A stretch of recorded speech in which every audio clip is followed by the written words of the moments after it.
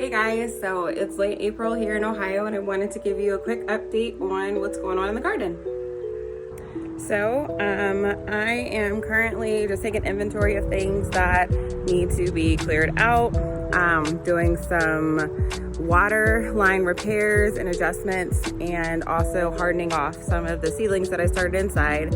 I typically winter sow my seedlings, but I'm learning that in Ohio the weather is just too crazy. It's not super safe to use winter sowing for the hot weather needing plants. So like your eggplants, your tomatoes, cucumbers, watermelons, things like that. Those really need it to be hot, and Ohio just takes a really long time to warm up consistently. Those night temperatures will kill them. So learned that the hard way. Killed a lot of things in the winter sowing containers, but I doubled down and did some indoor seedling starting too. So today I started hardening off my tomatoes. The hardening off process really is just you bringing your tomatoes or whatever hot weather plants you have growing inside in and out of the house over a period of a couple weeks so that they have opportunity to get acclimated to the hot temperatures, the sun, the wind, thicken up those stems, thicken up those leaves so that they're ready to go planted out. It is not safe to put them straight into the garden after you grow them inside. For my new gardeners, make sure you're hardening them off. There's lots of information online about how to do that. I'm also doing some updates on my water line. Last year I ran PVC all through my yard and I created my own kind of drip irrigation system, and it's worked pretty well. As you can see, I've got like some old garden hose with some holes drilled into it. I'm actually upgrading the soaker hose this year, and it's really simple to make the transition because I used a micro line for most of the rest of the other garden connected to ports, and I'll give you an example of that. So right here is one of the ports that I was running microline from. What I learned was that microline is not good for mainline water distribution. And by that I mean, you don't want that to be where your main water supply is coming from. My PVC is mostly my main line. This is where the water's actually feeding into, and the microline just was not able to carry water as far as I'd like it to. So these soaker hoses, because they are able to hold the water in, and there's not such a narrow diameter, the friction does not cause the water to stop running. Also, it's a closed system. So at the very end, there's a cap, so the water goes in there, it fills up the hose, and then it comes out. And that has been working much better to water the plants I have. So right now I've got my lettuces, my green leafy stuff planted, some peas all the way down there. You can see some leeks growing right here. These will be filled in with some herbs. But yeah, I've got some lettuces going, and the soaker hose is working so much better. So I'm happy with this upgrade, and I'm happy it was an easy adjustment. So yeah, I've got soaker hose running through all my garden. I'm getting ready to run it through my flower beds up front as well. I've done my trellising. It's so much easier to do it on the front end and then on the back end. So I'm gonna have cucumbers growing in these beds, and this is just kind of where I'm at right now. I've planted some out, but I don't really know that I'm going to see them because it's been so cold for some time. So I may or may not replant or reseed these beds, and my trellis needs a little help too, so we'll work on that. So late April, it's getting really hot. The asparagus is pretty much starting to flower, which is good. You want your asparagus beds to get mature so that they can send energy back down the roots to come back next year. I didn't cut a lot this year.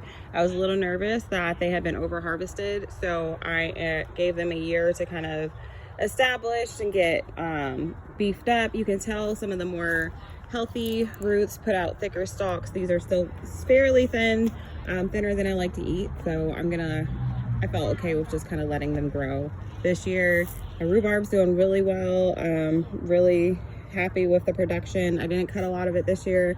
I may come back and cut a little bit more before it gets too hot. It's already starting to bolt.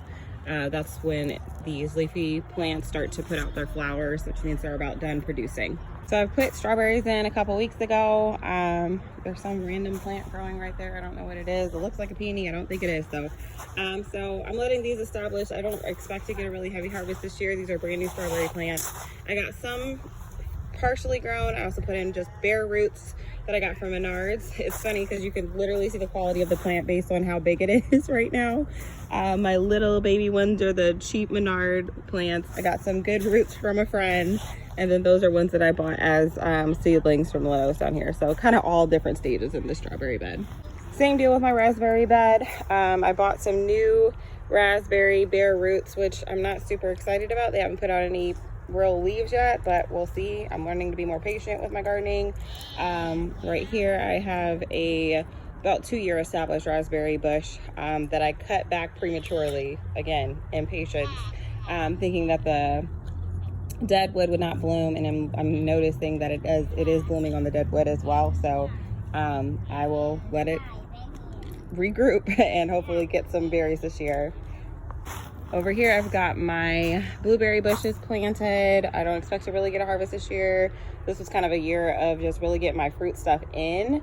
It takes a while typically for them to produce really well, but they do love acids. So I'm going to try to make sure that I'm feeding them real good with the coffee grounds. Starbucks gives out free ones, and I'm going to mulch them heavy with some pine bark mulch. Look for that.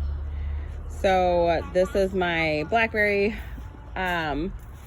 bed. I don't really worry too much about blackberries. They grow like weeds. I'm pretty sure they'll do fine. I don't have plans to treat them or anything like that. They'll be fine. Over here I planted ranunculus corms, and they are starting to pop up. I was a little worried about them, but they seem to be doing okay. I'll keep an eye on them and see what kind of love they're gonna need, and hopefully I'll actually get to cut some of these this year. So yeah, that's pretty much where I'm at right now with my garden. I have tons of winter sown veggies and fruit I still need to put in. It's gonna take me probably over the next week or so. Our last frost date technically has already passed, but we had a hard snow after that. So I just do not trust Ohio weather. I'm waiting until Mother's Day weekend, which is the traditional time in Ohio to plant your tender annuals and your vegetables out. So I'm going to wait. So over the next couple weeks, I'm going to be potting up my hanging baskets with my winter sown veggies. Winter sown flowers. I'm going to be clearing out my garden beds, making sure that they look the way I want them to, moving plants around. This is the time to do it, and starting some new beds. So check it back in with me. If this is content that you find helpful, go ahead and like and subscribe. And I'm just gonna kind of do things real time. I'm Ohio 5B, 6A area. So if you're in that area, you can plant and garden along with me. If not, I hope it's just information that's helpful for when your time comes. Thanks for watching. Bye.